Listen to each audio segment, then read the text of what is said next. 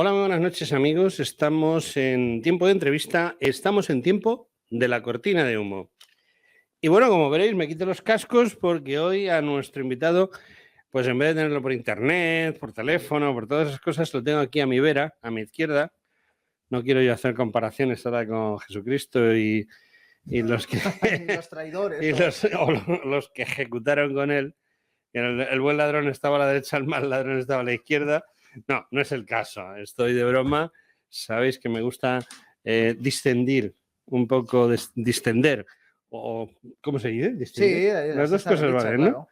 Un ambiente distendido. Un ambiente más distendido y no hay nada como una buena broma. También vamos a tener dentro de un rato con nosotros, está ahí su libro, a Boris Zimorra, es director de Radio Moscú. Entonces, bueno, pues tenemos aquí... Hay nivel. Hay nivel, vamos a ver. Me acompaña Guillermo Mas Arellano, que creo que no es la primera vez que me acompañas, ¿no? No, estuve estupendamente aquí en una tertulia hace unos días y te agradezco mucho que me estés dejando entrar en este espacio maravilloso de resistencia radiofónica que tenéis montado. Bueno, pues este espacio maravilloso de resistencia radiofónica, como ha dicho Guillermo, debe ser que de verdad lo es, porque, bueno, aprovecho esta noche del sábado para anunciar a las personas que nos están escuchando que Dios mediante y si nadie lo remedia, vamos a salir también los domingos por la noche de 10 a 12 de la noche. ¿Por qué? Pues básicamente, según el presidente del Consejo de Administración de esta empresa, porque tenemos audiencia. Algo tan tonto como eso.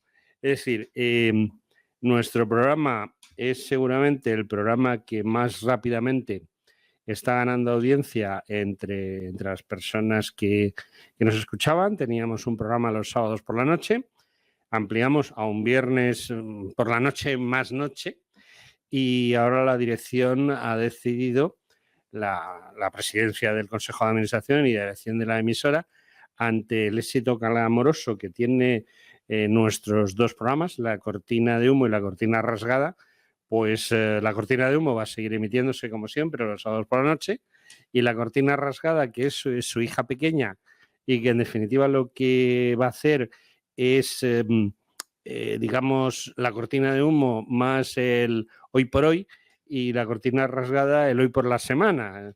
Un resumen más semanal o un resumen más de temas concretos y demás. Y bueno, pues le hemos robado 3 o 4 minutos a Guillermo para daros la buena nueva de que, bueno, pues nos vais a tener que aguantar también los domingos por la noche. Y digo yo que será porque queréis, porque si no subiese la audiencia como la espuma, según quien se ocupa de estas cosas, pues no estaríamos los domingos por la noche con vosotros también. Y bueno, pues vamos a hablar con Guillermo, que ya le conocemos, pero como yo, sabéis que ya con los años que tengo el Alzheimer me hace desastres, pues se me va un poco la pinza. Bueno, ha traído nuestro amigo Guillermo el tocho que no trajo el otro día. Es un libro en el cual, bueno, pues los presentes creían y no creían, hubo sus discusiones, porque realmente no hablamos del libro. Realmente no hablamos del libro, sino que lo que hicimos fue un poco criticar la situación europea, pero luego vino por aquí el señor Enrique Calvet. No sé si tú lo recuerdas, no estabas en ese momento. Ya me tuve que ir, porque justo me iba a presentar el libro, que coincidió todo. Bueno, pues Enrique Calvet mantuvo, sí, como supongo que oiríais sus expresiones, pues un poco la tesis contraria a Guillermo. Yo personalmente tengo mi opinión personal, pero soy el presentador del programa. Me tengo que mantener neutral como un árbitro, pero no de los de Negreira. Guillermo, sí. No sabemos prácticamente nada de ti porque el otro día no te preguntamos. ¿De profesión periodista? No, estudié literatura comparada. Literatura comparada. Vengo del ámbito de la literatura, de la crítica cinematográfica, he tratado de meter ahí un poco el cuello, Pero empecé a dedicarme al periodismo de la mano de Enrique de Diego en Rambla Libre y luego pues he ido pasando al Correo de España con Javier Navascués, ahora se ha convertido en NTV, luego a la Tribuna del País Vasco con Raúl González Zorrilla, que es el que me encargó este libro y me lo ha editado, y ahora estoy colaborando más con Javier Ruiz Portella en El Manifiesto.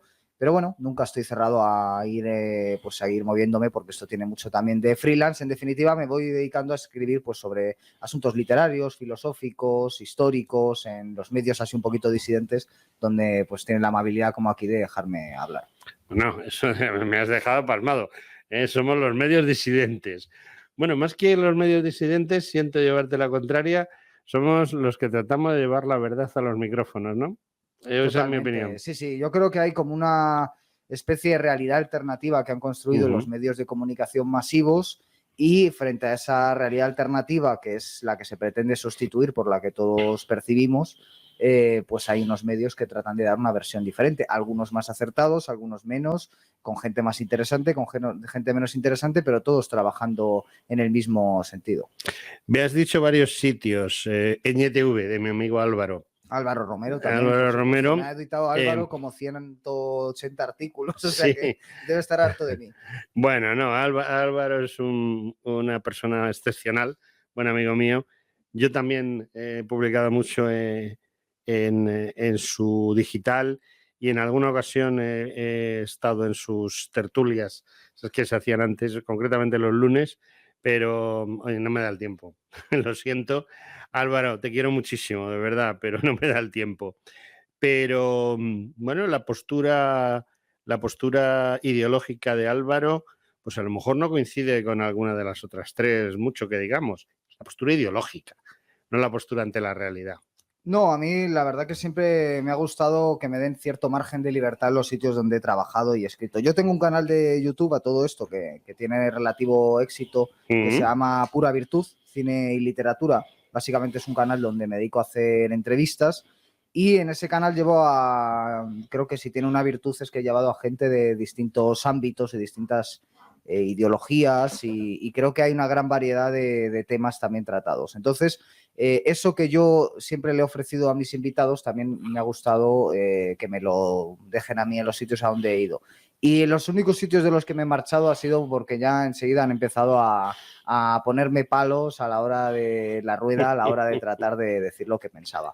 Porque, bueno, quiero decir, si nosotros precisamente como medios disidentes o como queramos llamarlos, nos caracterizamos por tratar de buscar la verdad, cada uno tiene su verdad, ¿no? Aunque todos tratemos de construir la que es la real, pues si no me dejan expresarla, yo siento que al final no estoy haciendo lo que, en mi opinión, tenemos que hacer.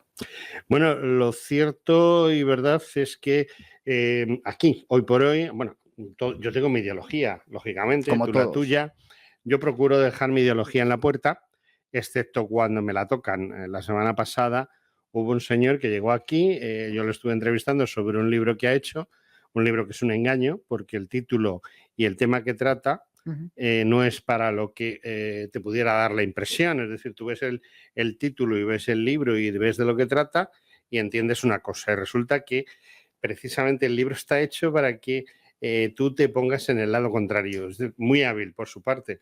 Entonces, cuando yo le hice notar que no me encajaba el tema, rápidamente sacó la ideología a relucir. Y es que tu ideología no coincide con la mía. O sea, que pasó a la dominem, que es la peor artimaña dialéctica, ¿no? Efectivamente. El problema es que él desconocía cuál era mi ideología y se la expliqué luego fuera de micrófono y no dentro del micrófono porque creo que no es oportuno. Bueno, como tampoco es oportuno hablar de tu ideología, lo que sí quiero que me hables es de lo siguiente. ¿Cómo se te ocurre? Ya sé que es un encargo, me has dicho de la Tribuna del País Vasco, pero ¿por qué es un encargo? Es decir, ¿qué piedra pusiste tú para que dijeran sobre esta piedra voy a construir mi iglesia? Pues yo creo que a Raúl le gustaba mucho la extensión y la densidad de mis artículos en su periódico. Entonces él dijo, bueno, este hombre tiene fuelle de sobra para escribir un libro y me lo encargó. Mi primera idea era que como yo llevaba más de un año escribiendo de manera salvaje, pues bueno, hacer una recopilación. ¿Qué pasa? Que las recopilaciones de artículos envejecen muy mal. porque normalmente son una multitud de temas y tienen interés leerlos al día, pero no tiene interés leerlos pasado un tiempo, ni siquiera artículos que quieren ir tan al fondo de las cosas como trato yo de hacer con los míos, o al menos eso intento. Y entonces le dije, bueno, dame un tiempo, dame unos meses, voy a tratar de hacer algo orgánico con todos estos fragmentos. Y entonces cogí este libro, hice una estructura en 3 partes, tradición, modernidad y crítica cultural, y le di una narrativa común para construir un relato. Sí. Básicamente ese relato, ¿qué se cuenta? Porque a mí me gusta mucho la ficción, la narrativa, y creo que de alguna forma los buenos ensayos son como las buenas novelas, cuentan una historia interesante, solo que en vez de con personajes, con ideas. Entonces, estas ideas, ¿qué historia cuentan? Cuentan nuestra historia. Nuestra historia como europeos, desde un margen muy amplio, que sería el de la tradición, que abarca desde los comienzos de nuestra civilización y sobre todo desde los comienzos de nuestra era moderna, el de la modernidad, que toca pues, los cambios fundamentales que se han producido en los últimos siglos y han sido gigantados hasta llegar a la situación de descomposición en la que, en mi opinión, nos encontramos en estos días. Y la tercera parte, crítica cultural, se trata de bucear de manera más sociológica y partiendo casi siempre de manifestaciones artísticas, que creo que son las que mejor evidencian el estado del hombre de nuestro tiempo, hasta qué punto se ha ramificado ese problema que es la modernidad en nuestras vidas cotidianas, sobre todo la multiplicación de patologías como puede ser la depresión, la ansiedad y tantas otras, ¿no? Entonces, bueno, he querido hacer un fresco amplio tocando numerosos temas y que sobre todo pueda ser leído pues como una novela del tirón, como un libro de cuentos por capítulos, y que creo que puede interesar a gente de muy diversos ámbitos. Y sobre todo es un libro, yo creo, para gente curiosa, porque lo he escrito yo, que creo que una característica que tengo es que soy muy curioso. Entonces, en vez de ser un especialista de estos que hay hoy en día, que a lo mejor con 24 años sabe mucho, pues no sé, de libros incunables del siglo XVI, pues a lo mejor en vez de saber mucho de libros incunables del siglo XVI, he tratado de saber de distintos temas, pues dar una visión amplia, ¿no? Y en ese sentido creo que el libro es interesante, que muchas veces los libros que tratan de hablar de nuestra época se centran en un aspecto concreto, pero hay pocos libros que hagan un análisis amplio. Es algo que se ha perdido, que tenían los autores clásicos que yo más admiro y que creo que se está perdiendo en el ensayismo de nuestros días. Hay una palabra que me ha llamado la atención en tu discurso y es cuentos. ¿Hay muchos cuentos? Hay muchos cuentos. No me refiero en el libro, sino en la realidad europea. Bueno, en el libro también, lógicamente. Bueno, yo realmente creo que si hay algo sagrado en este mundo son los cuentos. Creo que no hay nada más sagrado que los cuentos, ¿no? Que el cuento que una abuela le ha contado durante siglos a una nieta y ha hecho que durante siglos se pasen las mismas historias de manera oral. Creo que eso es verdaderamente lo más sagrado que hay en el mundo y, por supuesto, para mí no hay mayor halago que decir que efectivamente en mi libro se tocan cuentos, ¿no? Y es así. ¿Por qué? Porque yo creo que quizás lo que compone Europa, más que unos lazos históricos, más que una serie de normas comunes, es decir, más que irme al derecho, más que irme a la historia, más que irme incluso a la lingüística, que son sin duda puntos esenciales, me he ido al imaginario, que creo que es otro aspecto que se está dejando de lado. Y el imaginario indoeuropeo, que después se ha ido evolucionando a través de distintas culturas, una cultura pagana que tiene pues, distintos puntos, una celta, etcétera, la griega, luego una cultura cristiana que empieza en Roma, va avanzando por distintas culturas, luego llegan los musulmanes, que de alguna forma también nos construimos contra los musulmanes y tiene después distintas ramificaciones. Tenemos la reforma por un lado, la contrarreforma por otro, etcétera. Pero en definitiva estamos hablando de un único imaginario, que es el imaginario indoeuropeo, que tiene unos arquetipos, unos mitemas o unas figuras que ya están en sus orígenes y que son las que han cimentado durante siglos la mente y la imaginación de los europeos de todas las culturas. Y ahí hay puntos esenciales, especialmente yo considero que el del héroe. El héroe que ya está en la Ilíada, que es el primer gran texto de literatura europea, y luego en tantos otros textos. En España pues tenemos el Cantar del Mío Cid, en Francia, que son nuestros vecinos, la canción de Roland, etcétera, etcétera, o de Rolando. Tenemos esa idea del héroe, ¿no? Como aquel al que hay que imitar, y la vida heroica, ¿no? La vida heroica que se cimenta sobre el conocimiento de unos límites. En definitiva, por supuesto que está lleno de cuentos, además cuentos en múltiples formatos, desde la novela, que es el gran género europeo de la imaginación europea, que además lo crea un español, tal y como lo conocemos, que es Cervantes, metiendo muchos cuentos. Dentro de la historia de Don Quijote y Sancho hay un montón de cuentos insertados que son las novelas ejemplares, ¿no? Y otras grandes historias, el de Cameron, los cuentos de Canterbury, etcétera. Es decir, ahí cuando nace Europa, la Europa moderna, nacen también grandes libros que son recopilaciones de cuentos. Así que sí, los cuentos son lo sagrado y a día de hoy pues vivimos en un mundo lleno de cuentos y además de cuentos chinos. Es el mundo en el que vivimos. Te quería preguntar por los cuentos chinos porque en definitiva tú me estás hablando de toda esa tradición casi más oral que escrita, que es los celtas, los griegos, los romanos. Luego llega el cristianismo, que lo único que hace desde mi punto de vista es aprovecharse de esa tradición de los demás. Es decir, hay una cosa tan tonta como las procesiones de Semana Santa, que yo muchas veces explico que en la época de los emperadores, pues desde Roma había una fábrica imperial de bustos del propio emperador que luego se distribuían por todas partes, ¿no? Y entonces, pues llegaban, por ejemplo, a Itálica, aquí, o a Tarraco, o a Cartagonova, o Cartagena, como lo llamamos ahora, y bueno, pues se situaba sobre unas andas, y entonces los vigiles, que eran los policías municipales de la época, pues transportaban esas andas por toda la ciudad para que la gente conociese la cara del emperador, ¿no? Y la religión cristiana, la religión católica, vamos a repartir un poquito también maldad por todos lados, pues se dijo, pues qué idea más buena, ¿no? Y entonces, en vez de quitaron a ese emperador romano y pusieron, no el busto, pero sí ese crucifijo con ese crucificado, esas vírgenes y tal, pero no es más que una copia. Lo mismo sucede con todas esas festividades que ya existían. El 15 de agosto es una festividad pagana, el 9 de septiembre es otra festividad pagana, y ellos lo convierten en la fiesta de la Virgen de esto y de la Virgen de lo otro, ¿no? La Virgen de Gracia el 9 de septiembre o las vírgenes en general el 15 de agosto.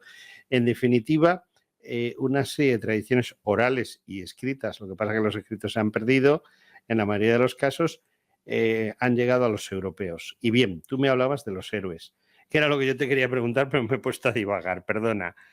¿La actual Europa no se convierte en la creatividad de los antihéroes? Es decir, ¿la destrucción de Europa consiste en eliminar a los héroes?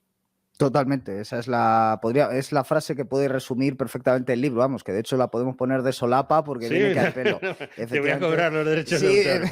Bueno, pues no te vas a llevar mucho, pero efectivamente ese es un buen resumen del libro, ¿no? Es decir, ver cómo durante muchos siglos, bueno, primero yendo al paganismo, totalmente de acuerdo con lo que has dicho, y se ve muy bien en las diosas de la fertilidad, ¿no? Porque digamos que en la civilización indoeuropea hay una coexistencia entre la madre y el padre. Y entonces hay un problema con las tres religiones que provienen del desierto, la semita, la cristiana y la musulmana o maometana, que es que tienen un conflicto con la maternidad, tienen un conflicto con las diosas de la fertilidad. Hay casi una persecución. El que tiene, digamos, más tacto con ese tema de las tres religiones es el cristianismo, por la Virgen María. Entonces lo que se hace en Europa es la operación de sustituir a las diosas de la fertilidad locales a Venus, ¿no? a la diosa Venus, a tantas sea. otras, por la Virgen María, y por eso hay tantísimas vírgenes, ¿no? Entonces, totalmente de acuerdo con lo que dices. Y luego el tema del héroe. También hay otro conflicto en ese sentido, y es que el héroe en el mundo griego, que es sobre todo el que literariamente mejor nos ha llevado, porque es donde se transcribieron los misterios. Los misterios son orales, ¿no? Los misterios en ese caso eran órficos, eran pitagóricos, pero bueno, al final esos son una serie de misterios que provienen de Egipto, están en la civilización indoeuropea y en algunos lugares se plasman por escrito y en otros no. Sobre todo donde se plasma es en Grecia, porque nace la filosofía, como comentario a esos mitos que era precisamente de lo que se encargaban los pitagóricos y los órficos, de la parte mistérica que se contiene en estos mitos. Y en estos mitos hay una figura clave que es la del protagonista de los mitos, que muchas veces era una mujer, como puede ser Antígona, pero que, bueno, arquetípicamente solía ser un hombre. Y está por un lado el héroe trágico, y por otro el héroe épico. El héroe trágico, pues es, digamos, el más claro de todos, Edipo, y el héroe épico, el más claro de todos, Aquiles. Entonces, tienen rasgos en común y tienen diferencias, pero en torno a estos dos arquetipos es donde se ha cimentado el imaginario europeo. Y es curioso porque la figura de Cristo, que al final Cristo no es más que un mito construido sobre un personaje histórico. Porque el cristianismo es San Pablo, no es Cristo. Totalmente, hay un personaje histórico que es Jesús, ni siquiera está la certeza de que exista, hay mucho debate en torno a eso. Pero San Pablo sí que existió. San Pablo seguro que existió, era un tipo de lo más curioso. Hace poco entrevistaste a mi maestro Ignacio Gómez de Liaño por un libro en el que además le dedica Acabo de ver que este se lo tienes dedicado.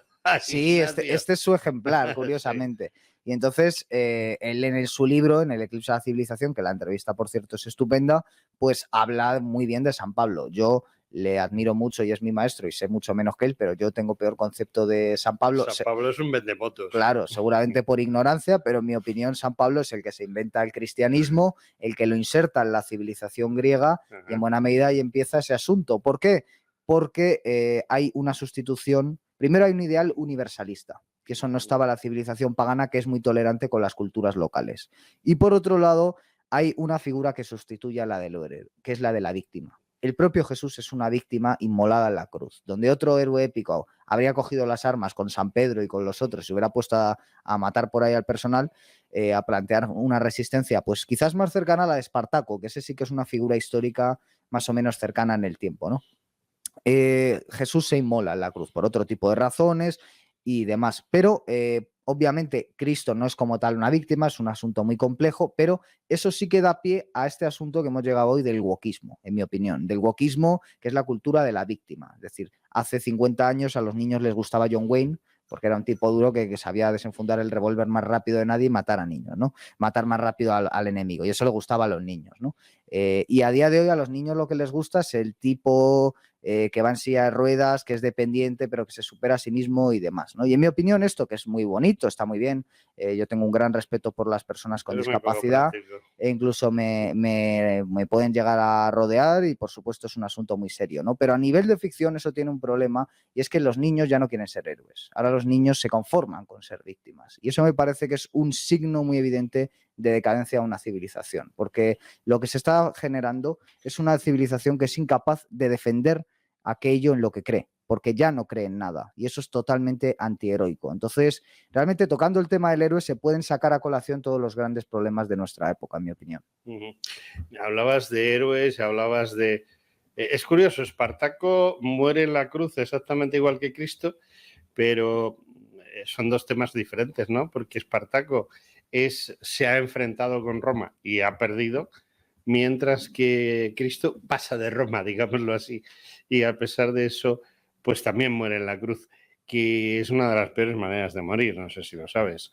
Sí, era el castigo reservado a la gente de más baja condición, ¿no? Pero bueno, Espartaco generó un ejército, es decir, era un hombre de guerra, que es otro de los grandes temas de Europa, el pólemos, ¿no? Heráclito de Éfeso decía, la guerra es la madre de todas las cosas, ¿no? Entonces, si la guerra es la madre, la patria es el padre y vamos a la guerra por defender la patria, pues tenemos un ideal sólido, ¿no? Pero cuando empezamos con, bueno, mi reino no es de este mundo, no voy a luchar por las cosas de este mundo, etcétera, de alguna forma, en mi opinión, se están instalando ya valores antitradicionales, ¿no? En el seno de Europa. Que, por cierto, este tema que estamos tocando se toca en el libro, pero tampoco quiero dar la impresión de que es central, pero es una polémica interesante. No es un libro anticatólico. No es un libro anticatólico, porque es más. Una cosa es cristiano y otra es católico. Y me parece que estamos más afinando hacia el catolicismo, es decir, el mundo, que el cristianismo, que se centra más... Digamos que el cristianismo se queda en la Europa oriental. Totalmente, que además eso sí que se toca en el libro de lleno, que es el daño que le hace a Europa la reforma. La reforma protestante es una barbaridad, ¿no? Lutero es un personaje muy complejo y muy interesante, pero luego hay otros que son menos interesantes como Calvino y mucho más sanguinarios, que realmente son los que empiezan a destruir Europa, empiezan a fragmentarla y ponen el disparadero ya para las revoluciones burguesas del siglo XVIII, para la creación de una burguesía que ya está desde el Renacimiento y para la sustitución de un ideal de vida que no está tan apegado a lo material, que es espiritual, por un ideal de vida que es totalmente materialista, que es el de la burguesía, ¿no? Y eso sí es peligroso. Yo estoy sacando una conclusión muy nefasta, ¿eh? Y es que tú en el libro lo único que haces es avisarnos de cuidado, cuidado, cuidado, que vamos muy mal y vamos al desastre. El que los niños prefieran estar en una silla de ruedas y ser dependientes a ser Odiseo o Aquiles es malo, ¿no? Es terrible. Yo, por supuesto que el libro es una llamada de atención. Yo soy totalmente pesimista con el mundo que nos rodea. Encuentro muy pocas razones para la esperanza, pero bueno, una de ellas es que podamos estar aquí, ¿no? Porque son cosas Estemos tú y que, yo aquí, claro, ¿no? eso ya es una buena razón en el sentido de decir, hombre, hay un sitio físico donde una gente hace un trabajo a la contra y es posible todavía, esto no es una catacumba, pero metafóricamente son las catacumbas, esta es la catacumba, son las catacumbas de nuestra época. Y estamos en las catacumbas, ya no nos quedan muchos puntos de resistencia. Y yo por eso he sido muy consciente a la hora de escribir el libro, que lo escribía más para gentes del futuro que para las de nuestra época. Sin grandes ambiciones tampoco de creerme un profeta, ni mucho menos, pero sí diciendo, hombre, quiero generar un debate de ideas que sé que a día de hoy no se puede tener.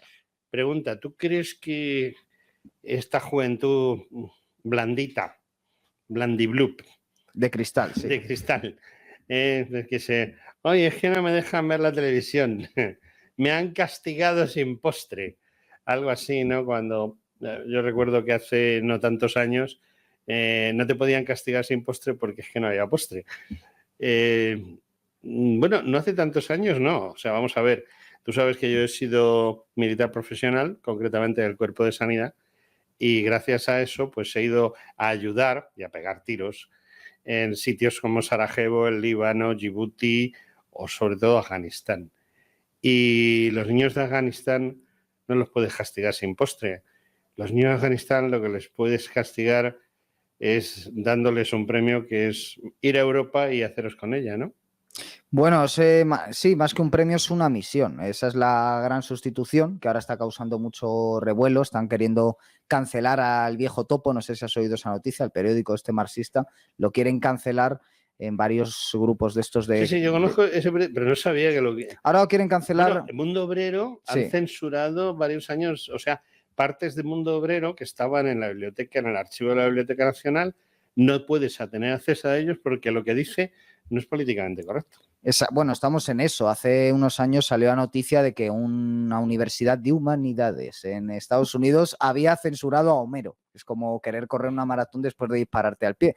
Y es delirante. Entonces también han atacado al Mundo Obrero por publicar a Diego Fusaro. Diego Fusaro, que es un marxista italiano, etcétera, pero que básicamente habla de la gran sustitución. Entonces, bueno, lo de la gran... Sí, el plan Kalergi, la gran sustitución. Aunque lo llamen de otra manera. Lo llaman de otra manera para que no suene tan conspiranoico, porque si no ya te van a llamar conspiranoico de primeras, pero en definitiva eso también se trata en el libro, ¿no? Es decir, Europa ahora mismo está habitada por antieuropeos, que somos los propios europeos, yo nos llamo bárbaros. A esta juventud de ignorantes, analfabetos funcionales, yo nos llamo, y me incluyo, bárbaros. Y entonces estos bárbaros antieuropeos van a ser sustituidos, si la demografía no engaña, y no suele engañar, por otro tipo de etnias que van creciendo, ¿no? Y se va viendo en las grandes ciudades europeas, se va viendo en Bruselas, nos lo puede contar nuestro amigo Javier, en París, en Madrid, en Barcelona, se va viendo, ¿no? En la metamorfosis urbana que va surgiendo en la ciudad, y el impacto cultural que tiene también va a ser muy grande. Entonces, si los que somos autóctonos no nos reproducimos, pero tampoco hacemos gala de nuestros valores tradicionales, etcétera, sino que asumimos los valores del consumismo, de la cultura esta totalmente nihilista y capitalista en la que vivimos, y por otro lado vienen los de otra civilización, que estos sí tienen las cosas mucho más claras, tienen a su Dios muy claro, sus costumbres muy claras y no tienen ningún tipo de reparo en imponérnoslas a los demás, y ya vamos viendo cómo cada vez se felicita el Ramadán más por parte de las autoridades políticas.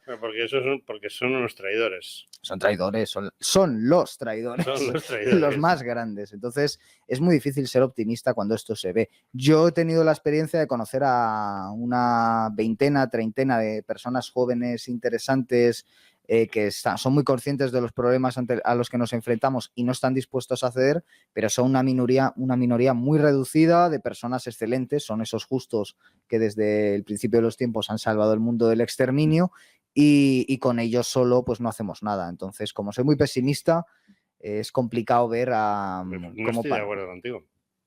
Yo pienso, no es por llevarte a la contraria, es que lo pienso, de verdad, es media docena, una docena de hombres y alguna mujer, para que me puedan llamar machista también. No, yo estoy de acuerdo. Además de fascista, me llaman machista. No se ven casi mujeres. Creo en que estos 10, ámbitos. 12, 20 hombres con ganas de hacer cosas, pueden hacer muchas cosas. De hecho, hay un ejemplo muy claro, es cuando termina la Primera Guerra Mundial, un hombre consigue aglutinar a su alrededor una serie de hombres en un país, otro hombre en otro país, otro hombre en otro país, y todos los que quieren destruir Europa son los que al final tienen que lanzarse contra esos grupos y destruirlos en la Segunda Guerra Mundial.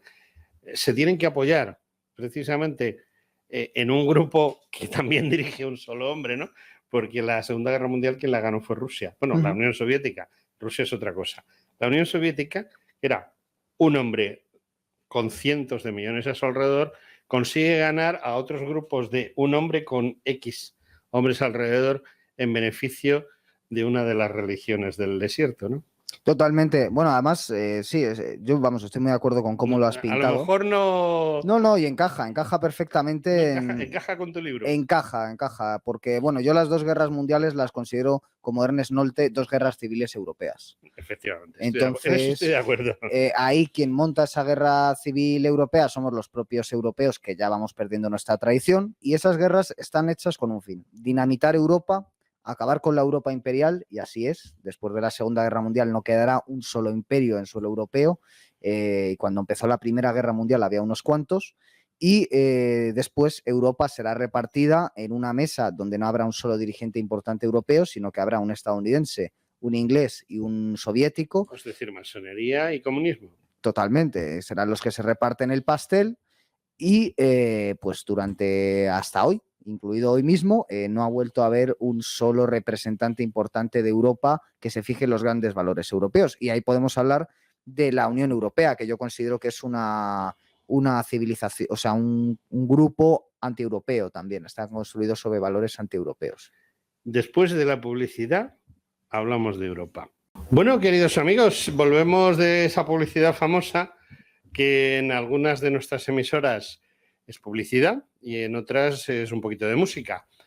Siempre tratando de estar al lado de nuestros oyentes que tanto nos quieren y tanto nos aguantan.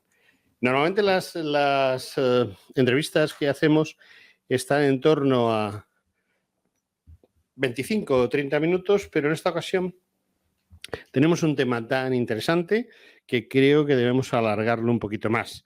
Y bueno, vamos a quitarle un poquito de espacio a quien estaba a continuación, que seguro que no le importa. Bueno, volvemos con nuestro amigo. Tenemos con nosotros a Guillermo, que es el autor de La tradición de los europeos.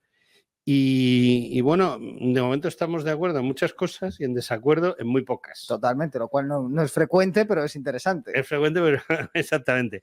Me pasa a diferencia de con tu maestro, Gómez de Liaño, con el cual lo cierto es que tuve bastantes disquisiciones. Lo que pasa es que, bueno, procuro ser neutral.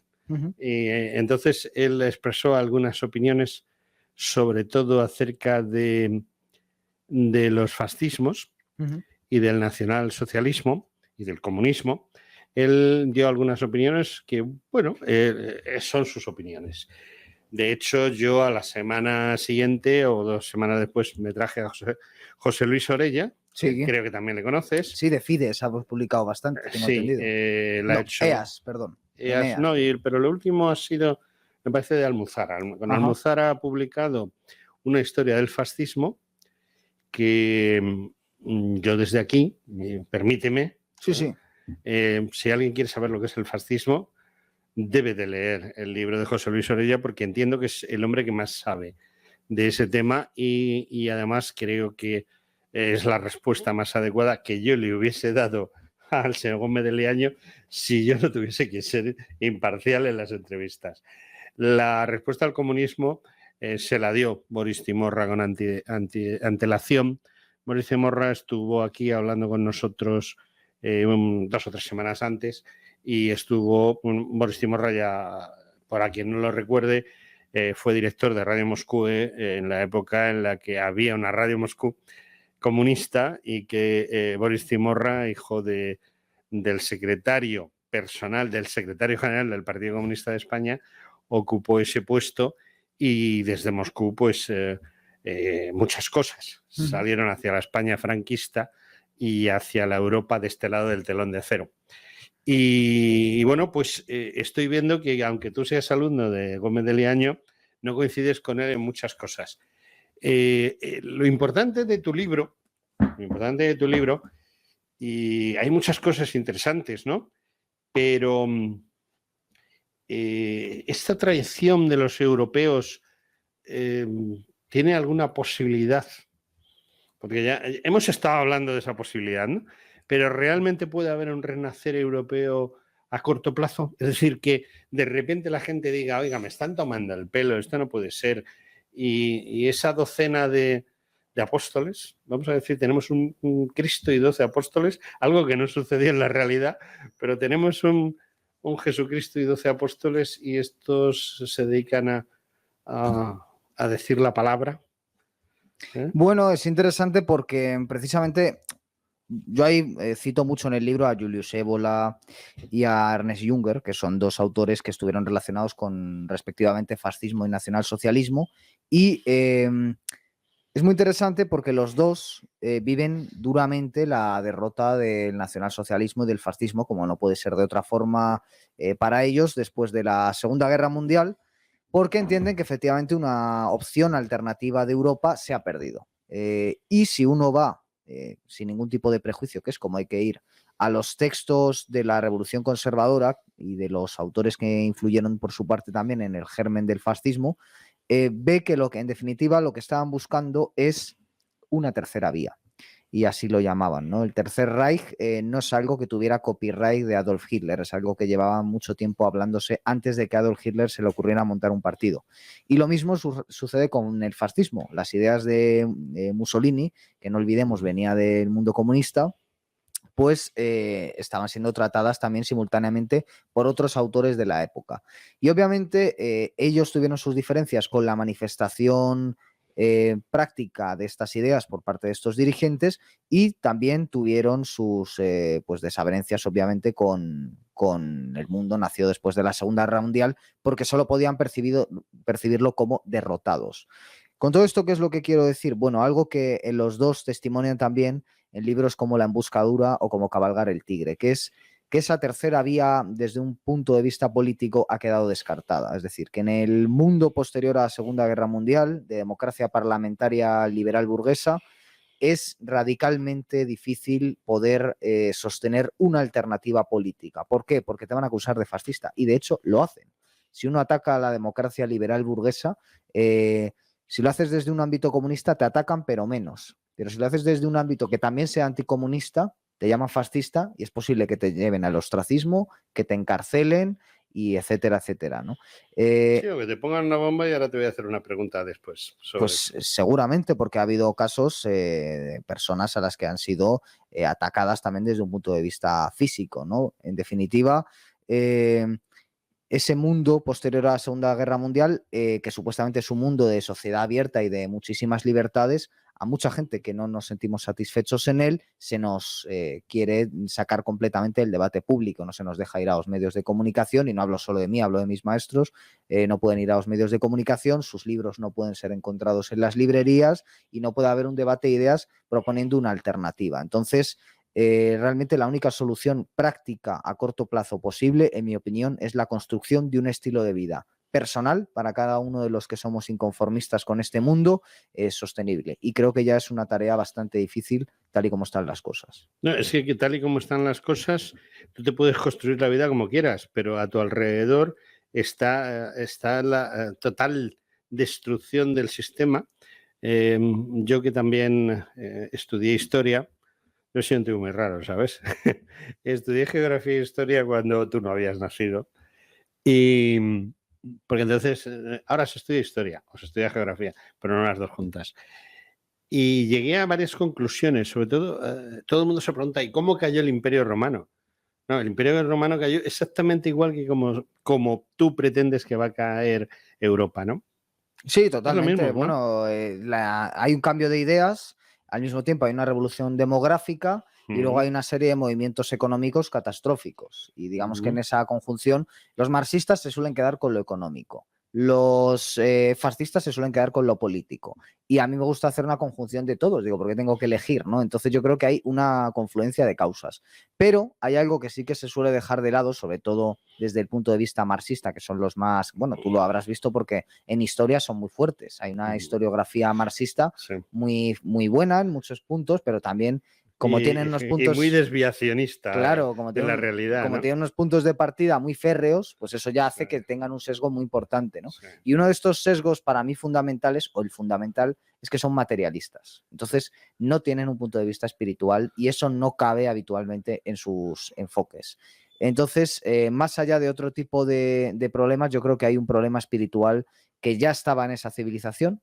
Eso está muy bien resumido por Margarit Yourcenar, dice cuando los viejos dioses han muerto y los nuevos dioses no han nacido. Eso lo dice Margarit Yourcenar en Memorias de Adriano y sin duda alguna es aplicable a nuestro tiempo. Estamos en un tiempo donde los viejos dioses han muerto y los nuevos no han nacido. Y yo trato de atisbar un poco en la tradición de los europeos cuáles pueden ser esos nuevos dioses o cuáles creo que deben ser esos nuevos dioses para construir una civilización futura. No me lo estás poniendo muy bien, ¿eh? Voy a tener una vejez muy mala, ¿no? Bueno, peor juventud estamos teniendo algunos, que vosotros por lo menos habéis visto un mundo en color, pero a nosotros ya nos ha tocado en el peor de los blancos y negros. Yo tengo la sensación de que los de mi generación, y este es un libro muy, muy generacional, hemos llegado cuando las luces están apagadas. Es como si ya entras al cine y lo que estás viendo son los títulos de crédito. Es muy desasosegante. Es desasosegante porque, mira, ahí hace un rato estaba entrevistando a otra persona y estábamos hablando de el cambio climático, ¿no? Que es el timo de la estampita número 1. Yo recuerdo cuando yo era un niño, tenía 7, 8, 9, 10 años más o menos, iba mucho al pueblo de mi madre, un pueblo cercano a Madrid, y en este pueblo, pues la sequía habitual provocaba el que sacasen al Cristo o a la Virgen en procesión, haciendo rogativas para que lloviese. Estamos hablando de 1960, para redondear, ¿no? Y ahora resulta que la sequía que tenemos ahora es una cosa nueva, ¿no? O sea, que hace 50 o 60 años no había sequía. España era un vergel, todo verde y tal. Por eso Franco se entretuvo en hacer más de 400 obras hidráulicas para ese tema, ¿no? De la sequía. Bueno, hay un capítulo del libro que se llama Del cambio climático como religión posmoderna. O sea que también en eso estamos en una sintonía total, porque yo lo considero religiones de baratillo. Al cambio climático, al feminismo este de nueva ola, etcétera, los considero las religiones de esa juventud antieuropea que nosotros, que en la que yo me incluyo, ¿no? ¿Por qué? Porque ingenuamente se ha creído desde la Ilustración, desde el Iluminismo, desde Descartes, etcétera, se ha creído que acabando con la religión se iba a imponer la luz de la razón y no sé qué cosas. Bueno, la realidad es que acabando con la religión, sea el cristianismo, el catolicismo, sean las que había antes, acabando con la religión lo único que se consigue es imponer otras, que son las ideologías. Las ideologías son religiones secularizadas, todas, el comunismo, el fascismo, todas ellas lo son.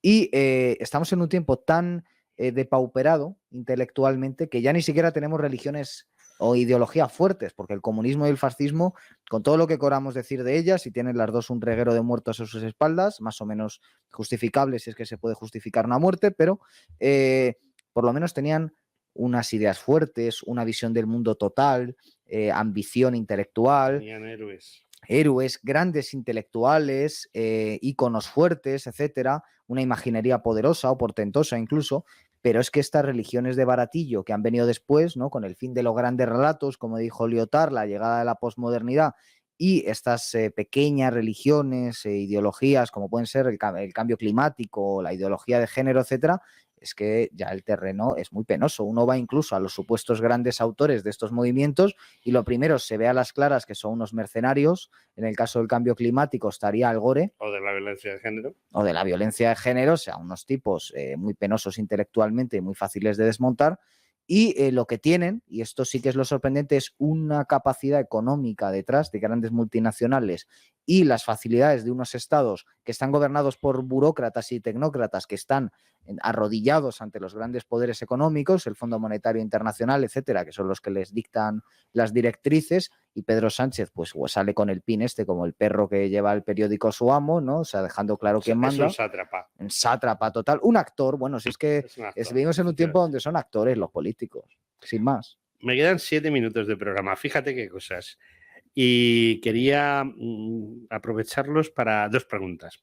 Antes hemos hablado de que, bueno, pues hay gente que destaca, tiene ideas y las pone encima de la mesa y lo matan, como sucedió con el líder del Partido Nacional Socialista Austriaco, no hace tanto tiempo, o como sucedió con una persona que yo conozco personalmente, y valga la redundancia lo de persona personalmente, hace algunos años, en la calle Hilarión Eslava en Madrid, cada 2 o 3 años se celebra una especie de congreso fascista europeo, y yo asistí, ¿no? Pues yo me meto en estas cosas para ver qué se habla, qué se dice, tratar de hablar con los protagonistas, porque todo esto no solo me sirve desde el punto de vista periodístico, sino también desde el punto de vista personal. Se obtienen ideas. Y entonces tuve la suerte de conocer a una persona que han tratado de matar y que no han acertado, Alexander Dugin. Alexander Dugin es un teórico del fascismo, es un ruso, teórico no exactamente del fascismo, porque él habla de una cuarta vía, me parece. La cuarta teoría política, sí. Me lo tengo leído, sí. Es un tipo fascinante. Me sorprende que le conozcas. Ya por eso personalmente tienes mi atención plena. Desde que has dicho eso, vamos. Entonces, sabes, Dugin estuvo viviendo varios años en Argentina. Habla un español perfecto, desde mi punto de vista perfecto, sobre todo para alguien que ha nacido en la Unión Soviética, porque él nació en la Unión Soviética. Y me llamó la atención, me lo presentó uno de los típicos representantes fascistas españoles, ya con muchos años, y estuvimos charlando, ¿no? Y me llamó la atención lo de esa cuarta teoría política, que me gustaría que un día hablásemos de ella, porque creo que la conoces y creo que es muy interesante. Y bueno, hay una cosa que me llamó poderosamente la atención de Alexander Dugin, y es cuando le tocó hablar. O sea, allí había como un púlpito pequeño, entonces se subía al púlpito del interesado y hablaba. Había un francés, había un noruego, había, me parece, también un danés, bueno, de los diversos países donde existen movimientos de tipo fascistoide o nacionalsocialista en Europa. Y cuando Alexander Dugin se subió al púlpito, lo primero que hizo fue echarle una bronca a los españoles, diciendo: aquí todos están haciendo algo, se están moviendo, están convirtiéndose en alternativa de, y ustedes, los de aquí, ¿qué hacen? Nada, no hacen nada. Me llamó poderosamente la atención que un ruso venga a decirle a los fascistas españoles que ustedes no están haciendo nada. Eso me llamó mucho la atención y me convirtió en un enamorado de Dugin, en el sentido de este señor no tiene pelos en la lengua, ¿no? Y me llamó poderosamente la atención cuando veo en la televisión que ha estallado su coche su hija. Y ha muerto su hija. Se supone que él tenía que ir en ese coche, pero bueno, no está muy claro, porque aunque yo tengo unas excelentes relaciones en Rusia ahora mismo, y bueno, pues RT o Izvestia estuvieron hablando del tema, tampoco he conseguido que ellos me expliquen exactamente lo que pasó. Es muy extraño, ¿no? Porque todo el mundo habla de que Dugin es un poco padre filosófico a trozos, digamos, no al 100%, pero sí un pequeño trozo de Putin, y luego Putin se pasa el día hablando de los fascistas ucranianos, o sea que algo que no me cuadra. ¿A ti qué te parece Putin, su postura, si es verdad que ese nacionalismo, esa cuarta teoría, y sobre todo esas posibilidades que Dugin apunta de que la salvación de Europa está ahí? Yo pienso que la salvación de Europa está en la Europa cristiana, no en la Europa católica. Ya sabes a lo que me refiero. La Europa cristiana es la ortodoxa y la católica es esta religión de mujeres en la que mandan hombres. Bueno, ya no mandan hombres, ahora vaya usted a saber el qué. Bueno, te recojo el guante a hablar un día de Dugin, porque justo le dediqué un vídeo en el canal. Y él lo ha compartido en redes, o sea que tengo la impresión de que le ha gustado. Le ha gustado, ¿no? A él o a los que le rodean, lo digo con humildad. No, yo de esto hace por lo menos 3 o 4 años. Sí, ahora sería impensable que lo trajeran a España, tal y como están las cosas. O sea, estamos hablando de 2018, me parece, cuando yo... Sí, 2018, final de 2018, cuando yo estuve con Dugin. Curiosamente ahora se están publicando más sus obras y yo lo cito en el libro por ser un pensador importante, pero yo lo digo muy sinceramente, para cuando he publicado el libro solo había leído algunos artículos de él. Ha sido justo a partir de la publicación del libro que me he podido hacer con la obra de Dugin, porque yo quería leerla en bloque. Y pues hay páginas, ¿eh? Hay páginas, hay muchas, y estoy con ella. Y de momento lo único que ha cometido en público es la cuarta teoría política. Le dediqué un vídeo de 1 hora más o menos explicando, pormenorizando el libro. Y te recojo el guante si quieres que un día nos metamos ahí. Pero bueno, dicho muy sinceramente... Pues ya que lo has recogido, quédate con él. dicho muy sucintamente, la cuarta teoría política es efectivamente la construcción de lo que va a venir después, cuando todo esto acabe. Él habla desde la perspectiva de un ruso, y esto hay que tenerlo muy, muy presente, y es una invitación también a que cada uno en este mundo multipolar, como lo llama él, hablemos desde nuestra perspectiva. Y es curioso porque hay muchas sinergias entre lo que él dice y lo que digo yo en mi libro. Lo que pasa es que yo soy más pesimista porque hablo desde la perspectiva de un europeo. Y es que nos ha tocado, como diría Fernando Savater, la peor parte del asunto, en mi opinión. Y creo que la guerra de Ucrania es la prueba perfecta de que la peor parte es la que es para los europeos. Obviamente, el que es ruso y que sí tiene buena relación con Putin, aunque también le da algún tirón de orejas, ¿no? Y por eso no queda muy claro el atentado de su hija, quién ha sido, ¿no? El responsable. Pero bueno, yo diría, seguramente con riesgo de equivocarme, que ha venido de fuera, de Rusia. Probablemente igual que vino de fuera de Rusia lo que ha pasado Aunque pueda ser un atentado de falsa bandera. Exacto. Igual que lo que ha ocurrido en el Kremlin, que Estados Unidos se ha desvinculado, Ucrania se ha desvinculado. Y lo que está pasando. Exacto, todo eso se desvinculan, pero parecen actos de guerra que sí, cuando los hace Rusia salen en primera plana en todos los periódicos, se abren todos los telediarios, pero que parece que Ucrania y Estados Unidos y la OTAN y Gran Bretaña no hacen nunca. O sea, son muy buenos. Son muy buenos. Es van como, a misa todos los días. Es como Star Wars. Esta gente te cuenta la guerra civil como si fuera la guerra de las galaxias y con esta igual. Hay unos muy buenos, hay otros muy malos. Bueno, a quien le guste el mundo de maniqueo disfrutará. A mí que me gusta la cosa compleja, no. Y Dugin, por decirlo muy sencillamente, es lo más parecido a una vía alternativa que se ha dicho desde la Segunda Guerra Mundial. Construido sólidamente. Y es muy interesante. Un minuto. Si yo bajo por la calle, ¿tú conoces Madrid bien? Totalmente, soy de aquí. Bajo por la calle Carretas, sí. Llego a la Puerta del Sol, giro a la derecha y en la librería San Martín... Ajá. O sea, no has dicho dónde está la librería San Martín. No la conozco. Bueno, pues durante más de 100 años ha habido una librería. Ahora hay una tienda de zapatos o una tienda de comida rápida. Pero ahí había una librería que se dedicaba exclusivamente a libros de historia, libros de temas sociales, libros económicos, o sea, geografía, libros especializados, ¿no? Se llama San Martín, además era una editorial, editorializaba sus propios libros. Allí asesinaron frente a la puerta de esa librería a un presidente del Consejo de Ministros, porque en España no hay presidente del gobierno, no. Presidente del Consejo de Ministros. Un primer ministro, en todo caso. Un primer ministro, en definitiva, pero bueno, se llama presidente del Consejo de Ministros. Cosas de la partidocracia. Exactamente. Entonces yo me paraba mucho en la puerta de aquella librería a mirar el escaparate a riesgo de que me asesinaran. Sí. A riesgo de que me asesinaran.